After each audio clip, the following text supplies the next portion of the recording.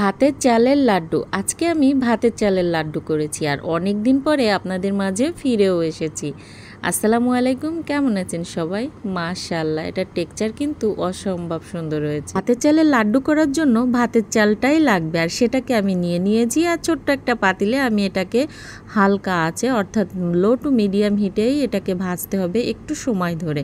তো এটা কিন্তু ভাজা হয়ে গেছে আর এটা কিন্তু শুধু শুধু অনেক মজা লাগে খেতে। ভাজা চালটাকে ঠান্ডা হওয়ার জন্য রেখে দিয়ে পাতিল বসিয়ে দিয়ে এখানে হাফ কাপ চিনি, 1 কাপ ফ্রেশ নারকেল কোড়া দিয়েছি, একেবারে ফ্রেশ নারকেল।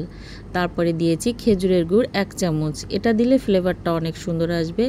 এলাচের গুঁড়া দিয়েছি আর দিয়েছি স্বাদমতো লবণ। মিশ্রণটি ভালো করে মিক্সড করে নিতে হবে আর আমি এর ভিতরে অ্যাড করব চাল ভাজা। তো চাল ভাজাটাকে আমি একটু ব্লেন্ড করে নিচ্ছি, আপনারা চাইলে এটাকে শিলপাটাও করে নিতে পারেন।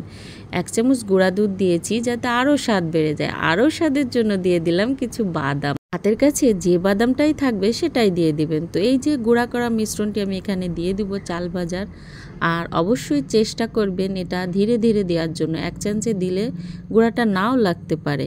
তো আমার তো পারফেক্টলি হয়ে গিয়েছে, যতটুকু করেছি ততটুকুই। আর একটুখানি দিয়ে দিলাম সাদা তিল। এবার এটা কিন্তু হয়ে গিয়েছে আর এটা হালকা গরম অবস্থায় এর শেপটা দিতে হবে।